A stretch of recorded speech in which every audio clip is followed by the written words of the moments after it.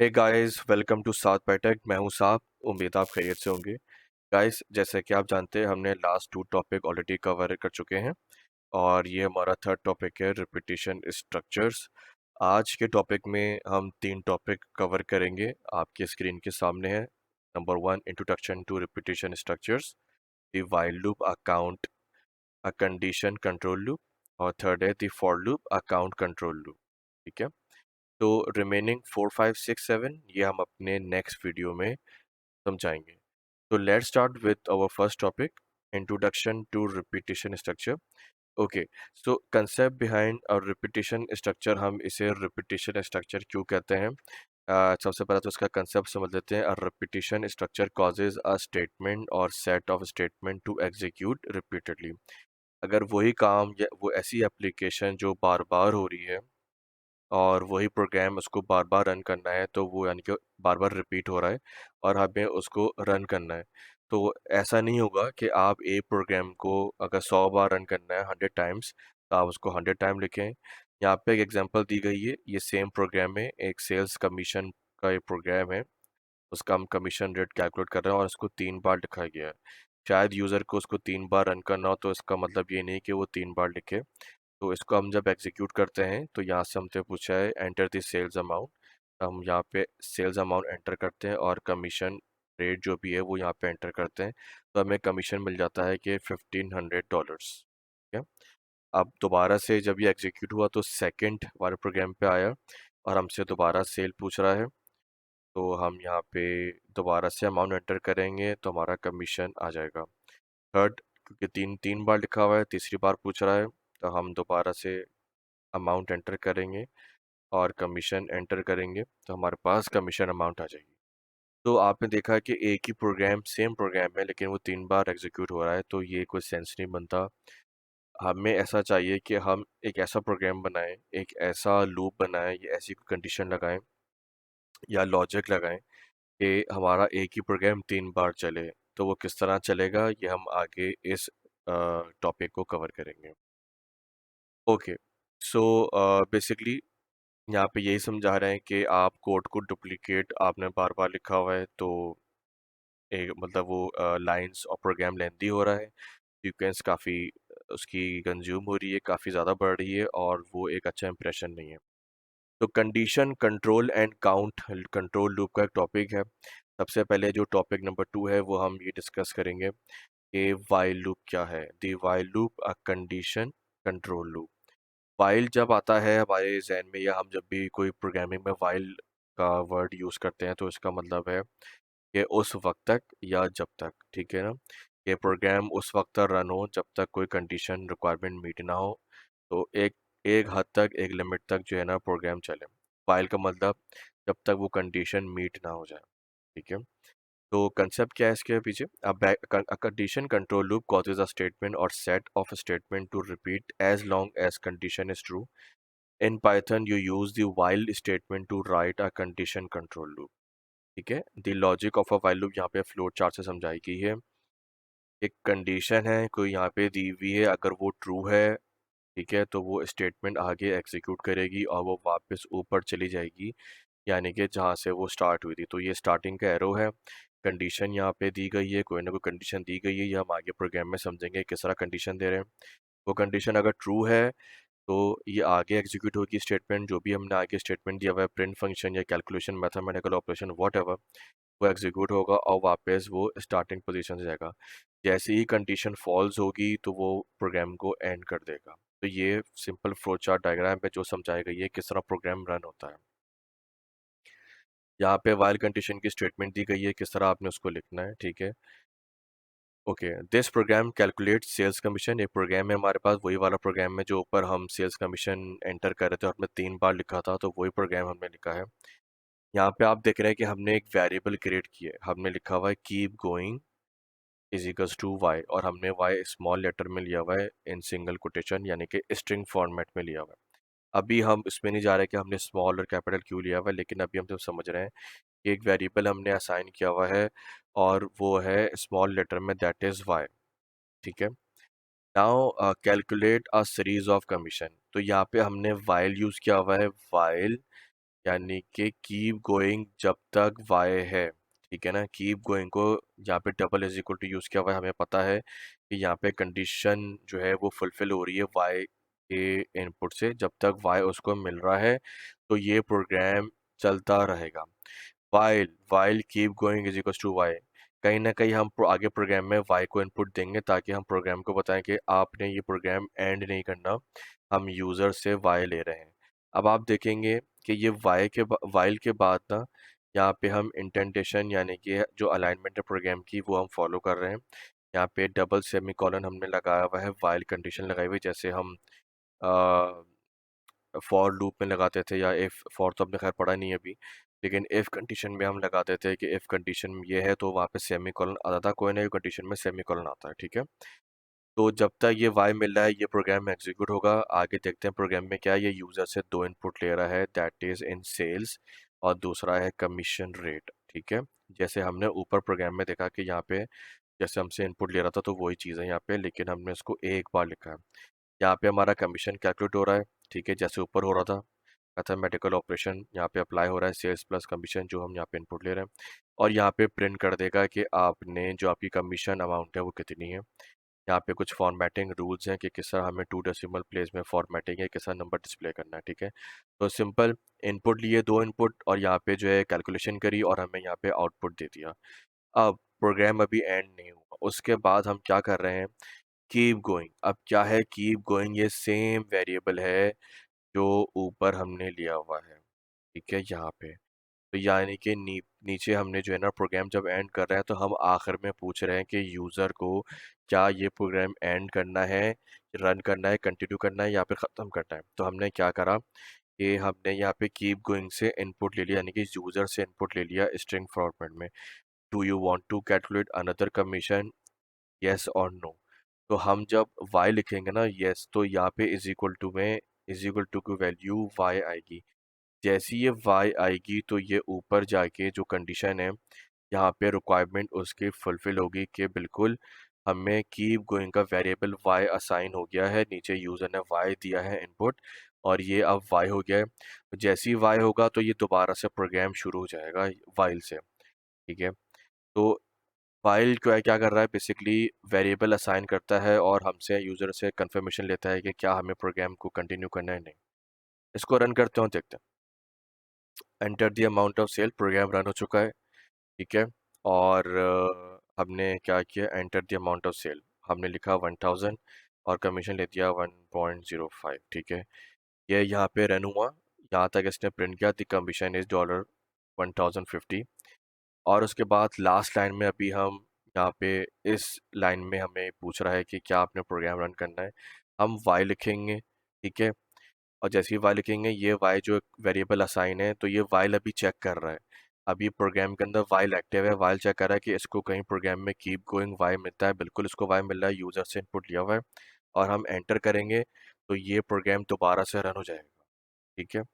दोबारा हमने enter amount amount enter करी, सेल्स की, और कमीशन एंटर किया, और इसने दोबारा पूछा।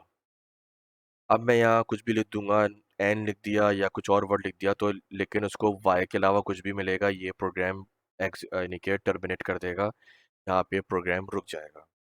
तो आपने देखा कि जब तक उसको वाइल मिलना है, वाइल कीप गोइंग वाई, तो प्रोग्राम रन हो रहा है। जैसे ही उसको कोई और वेरिएबल मिलता है, यानी कि असाइन जो होता है वेरिएबल में वो कोई और वेरिएबल होता है अदर देन वाई, तो वो प्रोग्राम को टर्मिनेट कर देता है। तो ये बहुत सिंपल एग्जांपल थी वाइल की।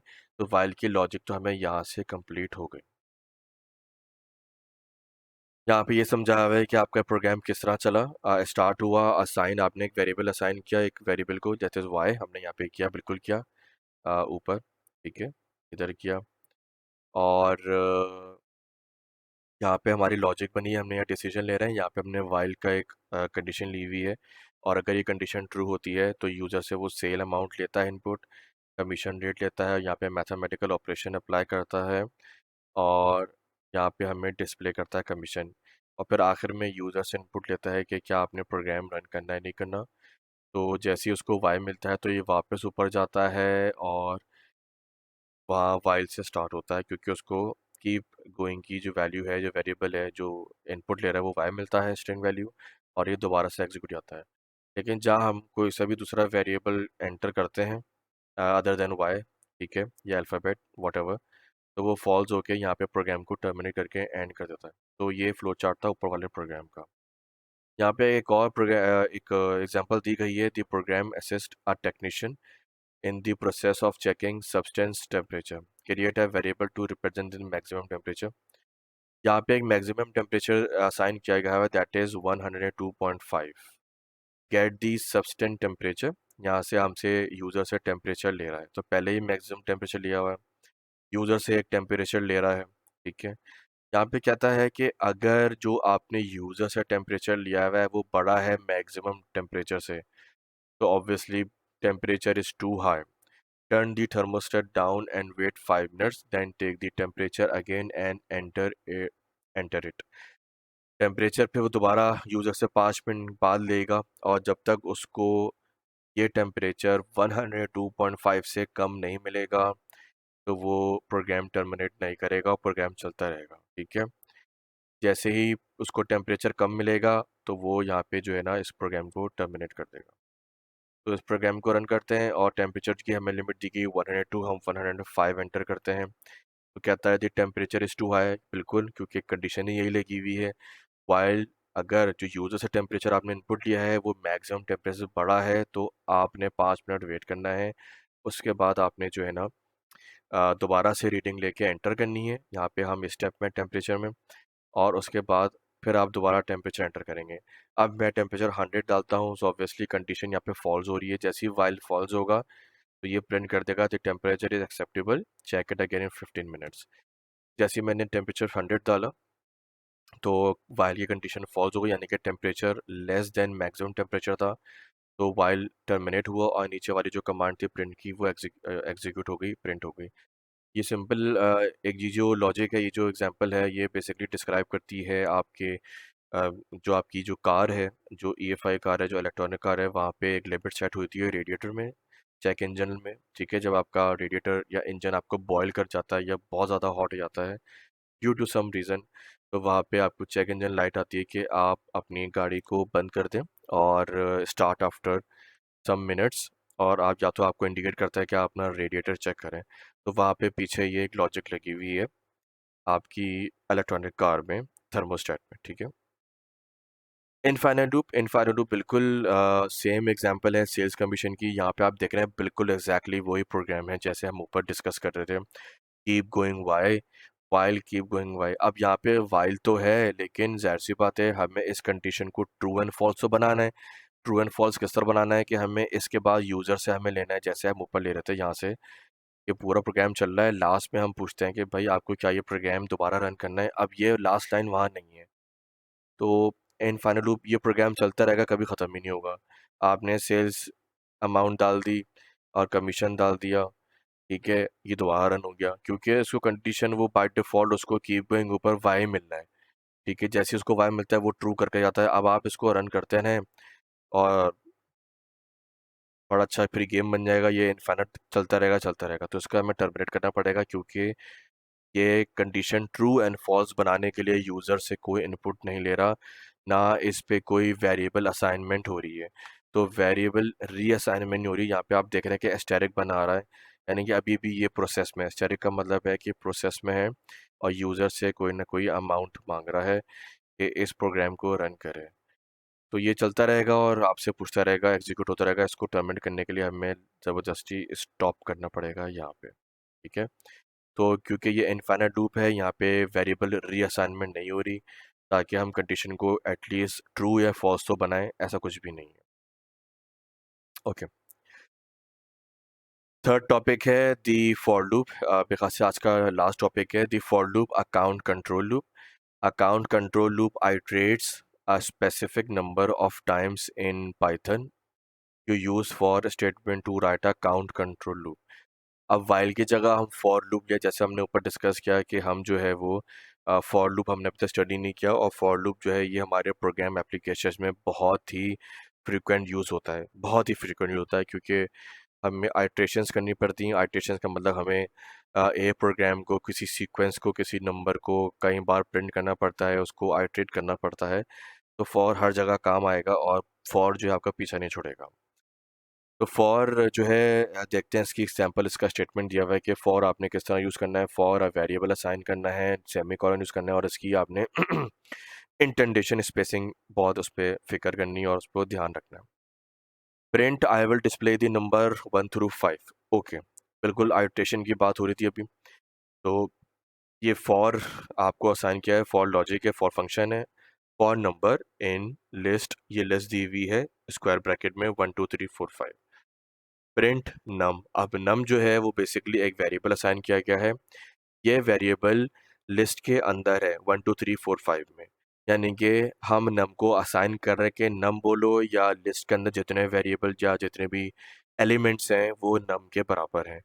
तो नम की वैल्यू 1 भी है, 2 भी है, 3 भी है, 4 भी है, 5 है, क्योंकि हमने असाइन की हुई है लिस्ट के अंदर। और प्रिंट नम है, तो नम वेरिएबल है और फॉर लूप लगाया हुआ है। अब फॉर लूप चलता किस तरह है, सबसे पहले जब हम फॉर लूप रन करेंगे, सबसे पहले इसको हम एग्जीक्यूट कर लेते हैं कि एग्जीक्यूट किस तरह होता है। इसको हम रन करते हैं और देखते हैं। तो आपने देखा कि ये रन हुआ 1, देन नेक्स्ट लाइन में गया 2, देन नेक्स्ट लाइन में गया 3, देन 4 ना 5। अगर ये फॉर लूप नहीं होता या प्रिंट कुछ और होता तो ये आपको सिंगल लाइन में प्रिंट कर देता 1 2 3 4 5, लेकिन नेक्स्ट लाइन में इसलिए जा रहा है क्योंकि आइट्रेशंस हो रही हैं। आइट्रेशंस क्या होती हैं इसको समझना ज़रूरी है। ये फ्लो चार्ट डायग्राम आपके सामने। फर्स्ट आइट्रेशन, जब ये फॉर लूप चला, for loop step by step चलता है, ठीक है ना, एक के बाद एक। पहली बारी में चला तो 1 जो है वो असाइन हो गया नम को, उसने प्रिंट कर दिया नम को, यानी कि प्रिंट फंक्शन भी है ना 5 बार चला है, 5 टाइम्स। तो 1 गया नम पे, जैसे 1 गया तो प्रिंट किया नम, तो 1 आ गया। सेकेंड आइट्रेशन में दोबारा करा, दोबारा इसको रन किया हमने, मतलब हमने तो एक ही बार रन करेंगे, लेकिन फॉर जो है वो खुद ही ऑटोमेटिक 5 बार चलेगा। तो ये सेकेंड टाइम जो 2 पे गया लिस्ट पे, लिस्ट के तमाम एलिमेंट्स में जाएगा एक के बाद एक धीरे धीरे से। तो 2 पे गया तो उसने प्रिंट 2 किया। थर्ड आइट्रेशन पे थर्ड के बाद थर्ड में जाएगा, थर्ड नंबर नम में असाइन होगा और प्रिंट नम हो जाएगा, यानी कि 3 नंबर प्रिंट हो जाएगा। फोर्थ आइट्रेशन में फोर्थ एलिमेंट के पास जाएगा, फोर्थ नम को असाइन होगा, प्रिंट नम यानी कि 4 पा जाएगा। फिफ्थ आइट्रेशन में लास्ट एलिमेंट जो है वो फिफ्थ पे जाएगा और प्रिंट नम कर देगा, और यहाँ पे नीचे नम लिखा आ जाएगा, यानी कि जो 5 आपका एलिमेंट है। तो ये बहुत ही सिंपल आइट्रेशन है जो समझाई गई कि फॉर लूप बेसिकली चलता है। तो प्रिंट का फंक्शन जो है वो, अगर मैं यहाँ पे आगे 6 7 भी डाल दूँ, तो ये प्रिंट आपका 7 टाइम्स चलेगा। प्रिंट फंक्शन जो है फॉर लूप 7 बार चलेगा। आइट मतलब फॉर तो एक बार रन होगा, लेकिन उसके अंदर आइट्रेशन जो है एक प्रॉपर वर्ड है, आइट्रेशन जो है वो 7 टाइम्स होंगी और प्रिंट फंक्शन 7 टाइम्स चलेगा। ठीक है, तो ये सिंपल एग्जांपल थी फॉर की। अब आगे देखते हैं कि अब हम आगे जो है वो फॉर को किस तरह मजीद उसको अच्छे तरीके से चला सकते हैं। Print I will display the odd numbers 1 through 9। आपने 1 3 5 7 9 लिस्ट में एंटर करे और आपने सिंपल इसको एग्जीक्यूट कर दिया, तो जाहिर सी बात है जो भी नंबर लिस्ट के अंदर है वो एलिमेंट्स हैं वो आपके यहाँ पे प्रिंट हो जाएंगे। इसी तरह फॉर नेम, अच्छा ऊपर नंबर है, ये इन्वर्टेड कॉमास में सिंगल कोटेशन में नहीं है, यानी कि नंबर्स हैं, ठीक है। अब यहाँ पे हमें बता रहा है कि आप अपना स्ट्रिंग वैल्यूज भी प्रिंट कर सकते हैं, यानी कि अगर किसी के नाम है, फैमिली नेम है, विनकिन, ब्लिंकिन, नॉट या कोई भी आपके नेम है, वो आप अंदर स्ट्रिंग फॉर्मेट में ऐड करें, वो भी आपने लिस्ट के अंदर दिए हुए हैं विद सेपरेटिंग बाय कॉमा, और आपने अपने नेम प्रिंट करवाना है। सो इसको हम एग्जीक्यूट करते हैं तो आपके नेम भी 3 बार है, तो फॉर लूप जो है 3 बार चलेगा, यानी कि आइट्रेशंस 3 टाइम्स होंगी, 1 2 3। ब्लिंकिन प्रिंट हुआ, ब्लिंकिन एंड नॉट। इसी तरह फॉर लूप में यूजिंग रेंज फंक्शन है, बड़ा ज़बरदस्त फंक्शन है। रेंज फंक्शन क्या है कि फॉर एक्स इन रेंज 5। अब रेंज दी हुई है 5, यानी कि रेंज का मतलब आया कोई ना कोई रेंज दी हुई है, हम यहाँ देख रहे हैं 5 लिखा हुआ, यानी कि हम एज्यूम कर रहे हैं कि ये 5 बार आइट्रेशंस होंगी। एक्स हमने असाइन कर दी है, let X in range 5। X जो है वो किसी रेंज के अंदर है जो 5 बार 5 टाइम्स है, और प्रिंट हेलो वर्ड है, तो हम ये अज्यूम कर रहे हैं कि हेलो वर्ड जो है वो 5 टाइम प्रिंट होगा, और एग्जैक्टली बिल्कुल ऐसे ही हुआ है कि हेलो वर्ड जो है वो 5 टाइम्स प्रिंट हुआ है। यानी कि हमने पहले प्रिंट एक्स लिखते थे, अगर हम प्रिंट एक्स लिखें तो हम देखते हैं क्या होता है। अगर हम प्रिंट करते हैं एक्स तो हम देखेंगे कि रेंज जो है बेसिकली हमारी 0 से स्टार्ट हो रही है और 4 तक जाती है, यानी कि रेंज जो है ना, अब हमें ये चीज़ जहन में बिठा देनी है कि रेंज जो है वो 0 नंबर से आती है, 0 से स्टार्ट होगी, 0 1 2 3 4। अगर इन नंबर्स को गिने तो ये टोटल जो काउंट करेंगे 5 है। तो रेंज 5 दी गई है और हम जो प्रिंट करवा रहे हैं बेसिकली 5 बार। लेट्स से मैं अगर अपना नेम प्रिंट कराना है 7, मैं डबल कोटेशन में लिखता हूँ, सिंगल कोटेशन एक ही बात है, तो मेरा नाम जो है वो 7 बार प्रिंट हो जाएगा। ठीक है, तो रेंज के अंदर हमने रेंज दी है और हमें कोई चीज़ प्रिंट करवानी है, कोई स्ट्रिंग वेरिएबल, वो भी यहाँ पे प्रिंट हो जाएगा। अगर हमें इसके नीचे एक और कुछ देना है, लेट्स से मैं यहाँ पे दोबारा से अपना नेम एंटर कर देता हूँ, तो वो भी जो है हेलो वर्ल्ड प्रिंट होगा, फिर 7, फिर हेलो वर्ल्ड, फिर 7, तो 1 बाय 1 करके होगा। तो hello world 7, hello world 7, hello world, तो वो भी 5 बार हुआ, ये भी 5 बार हुआ। सो रेंज का फंक्शन यहाँ पे बड़ा ज़बरदस्त है और ये भी हमारे प्रोग्राम में आगे कहीं काफ़ी जगह यूज़ होगा। इसी तरह रेंज के अंदर कुछ और फंक्शनैलिटी है, इसको समझना ज़रूरी है। जैसे हमने देखा कि रेंज जो है वो 0 से स्टार्ट होती है और 10 तक जाती है। ठीक है, और ये जो 2 लिखा हुआ है, 2 क्या है इसको हम समझते हैं, पहले हम प्रोग्राम को एग्जीक्यूट करते हैं। प्रोग्राम को हम एग्जीक्यूट करें, हम देखेंगे 0 2 4 6 8 इवन नंबर प्रिंट हो रहे हैं और 0 भी है क्योंकि 0 से स्टार्ट किया था। लेकिन हमने देखा कि 10 प्रिंट नहीं हो रहा। अच्छा, रेंज में एक चीज़ समझने की ज़रूरी है कि जो 0 है ये हमारा स्टार्टिंग नंबर है और जो उसके बाद कॉमा के बाद आ रहा है ये हमारा एंड लिमिट है, हमारी लिमिट है, यानी कि जो नंबर एंड हो रहा है रेंज कहाँ तक है। अगर मैं 2 का भी हटा दूँ लेट्स से, तो इसको दोबारा रन करते हैं तो 0 से 9 तक हो रहा है। अभी देखा, अभी भी 9 तक हुआ, 10 नहीं हुआ। तो रेंज में जो बेसिकली जो रन होती है ना, उसमें 10 इटसेल्फ इंक्लूड नहीं होता। उसके अंदर अगर आप ये नंबर काउंट करेंगे ना 0 से 9 तक, तो ये इटसेल्फ 10 है। तो रेंज में जो आप एंटर करते हैं 10, तो वो प्रिंट नहीं होता, वो एक्सक्लूडेड होता है, वो इंक्लूडेड नहीं होता। ठीक है, अगर मैं 11 एंटर करूँगा ना, तो 10 फिर प्रिंट होगा, क्योंकि इसलिए क्योंकि 0 1 से लेकर 10 तो 10 है, लेकिन 0 ऐड करेंगे तो वो 11 ही बन रहे हैं। ठीक है, तो ये चीज़ हमें ध्यान में रखनी है कि अगर हमें कोई चीज़ नंबर 10 में इंक्लूड करना है तो हमें 10 से +1 यानी कि 11 हमें अपनी लिमिट एंड करनी होगी। अच्छा, इसके आगे 2 लिखा हुआ था, कॉमा के बाद 2 है, स्टेप फंक्शन कहलाता है। यानी कि आपने 0 पे थे, 0 से स्टार्ट किया और उसके आपने 1 इग्नोर कर दिया, यानी कि 1 को जंप कर दिया और दूसरे स्टेप पे चले गए। इसी तरह आपने 3rd को इग्नोर कर दिया, 4 पे चले गए, 4 को इग्नोर कर दिया, 6 पे चले गए, 6 को इग्नोर कर दिया, 7 को इग्नोर कर दिया, 8 पे चले गए और 9 को इग्नोर करके जब 10 पे आने लगे तो 10 तो इटसेल्फ लिखा हुआ है, तो आप 10 पे नहीं जा सकते हैं क्योंकि 10 is excluded in range function. हाँ, अगर मैं यहाँ 11 लिखता तो शायद 10 आ जाए, बिल्कुल आ गया। तो अब जो है वो 10 जो है वो रेंज के अंदर है, यानी कि 11 के अंदर है। 11 भले नहीं है, 11 लिमिट है, रेंज में 11 काउंट नहीं होता। सो 10 जो है वो रेंज के अंदर था और 11 इटसेल्फ रेंज के अंदर नहीं है, वो एक्सक्लूडेड है। तो स्टेप फंक्शन हमने यहाँ पे समझा है कि रेंज में स्टेप फंक्शन किस तरह काम करता है। ठीक है, अगर मैं यहाँ पे 3 लिख दूँ तो बीच में से 2 नंबर स्किप हो जाएंगे, तो 0 3 6 9 हो गया। अगर मैं यहाँ स्टेप फंक्शन 4 लिख दूँ तो यू विल सी 0 से 4 पे जाएगा, देन डायरेक्ट 8 पे, और उसके बाद क्योंकि वो रेंज से बाहर है तो वो प्रिंट नहीं करेगा। तो इसमें हमें रेंज में हमने जो है वो बेसिकली आज स्टेप फंक्शन भी सीखा है। ठीक है, आगे चलते हैं। Using the target variable inside the loop. Okay, the program uses a loop to display a table showing the number 1 through 10 and their squares. अच्छा, यहाँ पे हम एक रेंज बना रहे हैं और यहाँ पे कुछ मैथमेटिकल ऑपरेशन भी कर रहे हैं। ठीक है, अच्छा यहाँ पे बता दो कि ये प्रिंट कर रहा है, ये हेडिंग है हमारी, कुछ इसने असाइन करी हुई है, नेम नंबर स्लैश टी और स्क्वायर। ये स्लैश टी, ये बैकवर्ड स्लैश और टी जो है ना टैब है, यानी कि जो आपके कीबोर्ड में टैब लिखा हुआ है ना कैप्स लॉक के ऊपर, तो ये आपकी टैब स्पेसिंग है, 1 फिंगर स्पेसिंग है।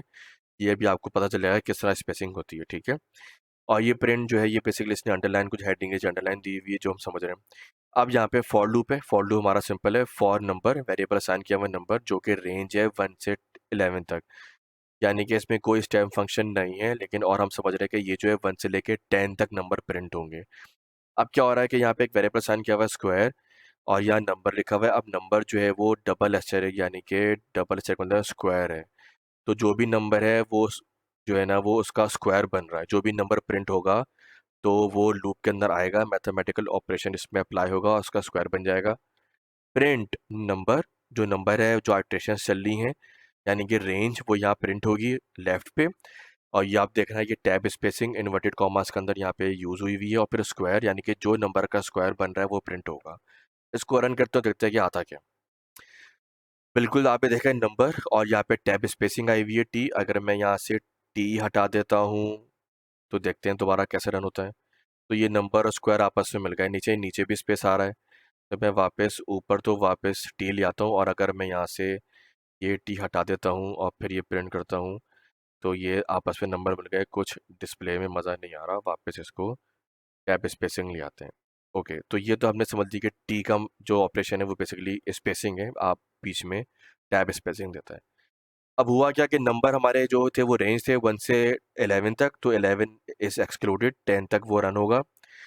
स्क्वायर है, जब भी 1 आया इस नंबर में, 1 आया, 1 का स्क्वायर हुआ 1, जब 2 आया 2 का स्क्वायर हुआ 4, 3 जब आइट्रेट हुआ तो 9, 4 आइट्रेट हुआ तो 25, और जो भी नंबर आ रहा है वो 1 बाय 1 प्रिंट होता जा रहा है। अगर मैं इसकी रेंज बढ़ा दूँ, लेट से 51 ले आता हूँ, मुझे 50 तक प्रिंट करने हैं, तो ये 1 बाय 1 करके चलेगा, आइट्रेट होगा, और ये 50 तक जाके मुझे स्क्वायर दे देगा।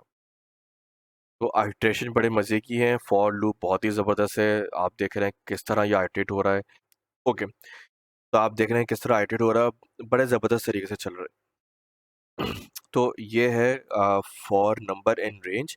हम यहाँ रेंज का फंक्शन भी यूज़ कर रहे हैं फॉर में, और स्क्वायर भी कर रहे हैं, मैथमेटिकल ऑपरेशंस भी हो रहे हैं, और प्रिंट भी हम करवा रहे हैं, राइट।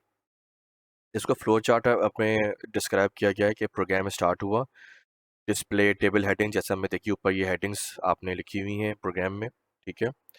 और यहाँ पे जो है डिसीजन है, हमारा फॉर लूप आ रहा है, और आपने रेंज दी हुई है, और रेंज जब एग्जीक्यूट हो रही है उसको मिल रही है, तो वो नंबर जो भी हमने असाइन किया है वो प्रिंट हो रहा है, स्क्वायर बन रहा है, डिस्प्ले हो रहा है।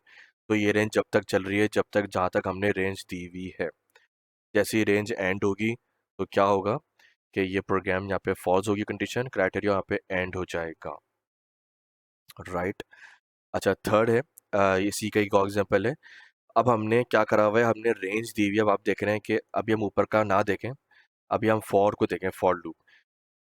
केपीएच किलोमीटर पर आवर, ये एक स्पीड हम मेजर कर रहे हैं, और हम इसको kilometre per hour to mile per hour में कन्वर्ट करेंगे। लेकिन हम फॉर लूप देख रहे हैं कि हमने अब रेंज को भी ना, स्टार्टिंग स्पीड जो भी स्टार्टिंग रेंज है वो हमने असाइन की हुई है किसी वेरिएबल में, ऊपर यहाँ पे की हुई है। एंड स्पीड हमने असाइन की हुई है यहाँ पे 131, और इंक्रीमेंट यानी कि स्टेप फंक्शन इंक्रीमेंट हो रहा है, यानी कि अब हम रेंज फंक्शन को अपनी प्रैक्टिकल एग्जांपल में यूज़ कर रहे हैं। और किस तरह यूज़ कर रहे हैं, बड़े अच्छे अंदाज में, कि हमने इस रेंज की स्टार्टिंग लिमिट दी हुई है 60, रेंज की एंड लिमिट दी हुई है 130 जो कि एंड स्पीड है, इंक्रीमेंट स्टेप फंक्शन, और हर 10 जो स्पीड इंक्रीमेंट हो रही है हम वहाँ पे किलोमीटर पर आवर को कन्वर्ट कर रहे हैं माइल पर आवर में, ठीक है। और यहाँ पे भी हमने टैब स्पेसिंग दी हुई है। अब हो क्या रहा है कि रेंज तो हमने सब ऊपर वेरिएबल सेट करे हुए हैं, इंक्रीमेंट दिया हुआ है, स्टेप फंक्शन दिया हुआ है। अब किलोमीटर पर आवर, अब क्या है कि जब 60 से स्टार्ट होती है तो वो 60 को कन्वर्ट करता है कन्वर्जन फैक्टर से, वो मल्टीप्लाई करता है 0.6214 से, जो हमने दिया हुआ है कन्वर्जन फैक्टर, ठीक है। और यहाँ पे प्रिंट कर देता है। अब जब नेक्स्ट रेंज है उसकी वो है इसकी इंक्रीमेंट 10, 60 के बाद जाएगा वो 70 पे, ठीक है। और हम रिज्यूम कर रहे हैं ये 130 पे एंड होगा, तो क्या ऐसा ही है, रन करते हैं इसको, देखते हैं। बिल्कुल, 60 पे गया तो 60 जब यहाँ पे असाइन हुआ स्टार्टिंग रेंज पे, तो वो कन्वर्ट हो गया माइल पर आवर पे, मैथमेटिकल ऑपरेशन अप्लाई हुआ, कन्वर्जन फैक्टर उसने माइल पर आवर पे कन्वर्ट किया। इसी तरह वो स्टेप फंक्शन दिया हुआ है 10 का इंक्रीमेंट, तो वो 60 से 70 पे गया। देन जब 70 पे आया तो उसने 70 को कन्वर्ट किया इन माइल पर आवर। इसी तरह सो ऑन चलता गया, 131 की लिमिट दी हुई है, तो हमें पता है 130 is included in range, 131 is excluded. तो उसने 130 तक उसने हमें बताया कि हर 10 किलोमीटर पर आवर के बाद जो इंक्रीमेंट हो रहा है वो माइल पर आवर में कितना आ रहा है। तो ये बड़ा अच्छा था, यहाँ पे 1 डेसिमल प्लेस लिखा हुआ, अगर इसको हम 3 भी कर सकते हैं तो हमें 3 में भी प्रिंट करके दे देगा अप टू यहाँ तक। यहाँ पे टैब स्पेसिंग यूज़ की हुई है, फॉर्मेट दिया हुआ है माइल पर आवर का, बड़े अच्छे तरीके से प्रिंट करवा रहा है, और एक बड़ा खूबसूरत टेबल बनाया हुआ है यहाँ फॉर्मेटिंग यूज़ करके। Let the user control the iteration, बड़ा ज़बरदस्त है। अब यहाँ पे क्या हो रहा है कि यूज़र से इनपुट ले रहे हैं, यानी कि हम एंड लिमिट जो है ना, अब आप देख रहे हैं फॉर में रेंज स्टार्टिंग में 101 दी हुई है, एंड जो है वो हम +1 इसलिए रहे कि हम जो भी लिखेंगे हम वो इंक्लूड करेंगे, और ज़ाहिर सी बात है वो हमें इंक्लूड करना है क्योंकि हमें एंड लिमिट वो चाहिए, तो इसलिए +1 यूज़ का हुआ। यहाँ पे लॉजिक यूज़ करी हुई है कि अगर लेट्स से हमें 130 चाहिए तो हमें उसमें 131 ऐड यानी कि 1 ऐड करना है ताकि हमें वो लिमिट आ जाए। सिंपल, यहाँ पे हमें रेंज दी हुई है स्टार्टिंग, हम एंड लिमिट यूज़र से ले रहे हैं, ठीक है, इनपुट द लिमिट। और नंबर वही स्क्वायर वाला प्रोग्राम है, इसको हम रन करते हैं। तो हमने कहा भाई हमें जो है वो 1 से तो स्टार्ट हो रहा है, हमें 41 यानी कि 40 तक प्रिंट करके देते हैं नंबर स्क्वायर। तो हमें ये 40 तक करके दे देगा। तो हमने क्या लिखा है, अच्छा यहाँ पे ऑलरेडी 40+1 है, तो मैंने 41 लिखा है। तो इसको हम क्या करते हैं, वंस अगेन 40 लिखेंगे जो हमें चाहिए, और +1 ऑलरेडी वहाँ पे है तो उसको 41 कर देगा, और 40 तक हमें रेंज दे देगा। सो यहाँ पे हमें यूज़र सब ले रहा है एंड लिमिट, यानी कि रेंज में हमने इसने हमें यूज़र से इनपुट ले लिया। तो इस प्रोग्राम वही है ऊपर स्क्वायर वाला, और सिर्फ यूज़र से इनपुट ले रहा है। नेक्स्ट एग्जांपल क्या है, the program uses a loop to display the table of number of the square. अब यहाँ पे यूज़र से स्टार्ट भी ले रहा है और एंड भी ले रहा है सेम प्रोग्राम में। तो आप स्टार्ट कर लें 1 से, और +1 है तो 40, तो ये दोबारा से 1 से स्टार्ट होगा और 40 तक प्रिंट करेगा। सो वही लॉजिक है, वही प्रोग्राम है, बस यूज़र से रेंज में यहाँ पे फॉर लूप पे फ़ौरन हमारी नज़र जाती है। तो ये वेरिएबल असाइन किया हुआ है स्टार्ट और एंड, तो यूज़र से स्टार्ट और एंड लिमिट पूछ रहा है, और टेबल प्रिंट करके दे रहा है नंबर स्क्वायर का। Generating an iterable sequence that ranges from highest to lowest. Okay, अब हमें रेंज जो है वो असेंडिंग डिसेंडिंग का ऑर्डर का शो आ रहा है। अब हमें रेंज जो है वो उल्टी काउंट करनी है, तो हमें रेंज 10 से स्टार्ट करनी है, 0 पे जानी है। अगर हम उल्टे जा रहे हैं तो हमें स्टेप फंक्शन जो है वो -1 में यूज़ करना है। तो इसको रन करते हैं और देखते हैं कि 10 9 8 7, अगर मैं इसको माइनस हटाऊँ, देखते हैं मे बी कोई एरर आए। 1 यूज़ करते हैं, क्या ये प्रोग्राम चलता है? प्रोग्राम चला ही नहीं, क्योंकि वो ऑब्वियसली कुछ सेंस नहीं बन रहा कि आप हाईएस्ट टू लोएस्ट पे जा रहे हैं और स्टेप फंक्शन 1 मांग रहे हैं। तो हमें नेगेटिव उसको इंडिकेट करना है कि आपने उल्टा जाना है, ठीक है। तो स्टार्टिंग इज़ दिस 10 और एंड इज़ 0, तो हमें डिसेंडिंग ऑर्डर में जाना है। तो 10 से स्टार्ट हुआ, 1 पे गया, ठीक है, और 10 भी इंक्लूडेड था, और स्टार्ट एंड में 0 है। तो लेट्स से अगर मैं यहाँ -1 लिखूँ तो क्या 0 आएगा? एग्जैक्टली बिल्कुल आया, 0 आया, क्योंकि मुझे 0 इंक्लूड करना था तो मैंने -1 लिखा। -1 इज़ नॉट इंक्लूडेड। और अगर मैं यहाँ लिखूँ 0, तो 0 इज़ नॉट इंक्लूडेड, 1 आएगा। सो गाइज ये हमारे 3 टॉपिक आज के कवर हुए। उम्मीद है गाइज आपको मेरी वीडियो अच्छी लगी होगी और टॉपिक भी समझ में आए होंगे। आपको कोई भी अपनी फीडबैक देनी हो, कमेंट्स करना हो, आप नीचे दिए गए कमेंट सेक्शन पे अपने कमेंट्स दें, फीडबैक दें। कोई चीज़ समझ में ना आए हो, आप यहाँ पे कमेंट करें। आप वीडियो को ज़्यादा ज़्यादा शेयर करें, लाइक करें, और चैनल को ज़रूर सब्सक्राइब करें। जो हमारे रिमेनिंग टॉपिक्स हैं वो हम नेक्स्ट वीडियो में कवर करेंगे, यानी कि calculating the running totals, sentinels, input validation loops, और नेस्टेड लूप। तो गाइस मिलते हैं नेक्स्ट वीडियो में, तब तक के लिए बाय बाय।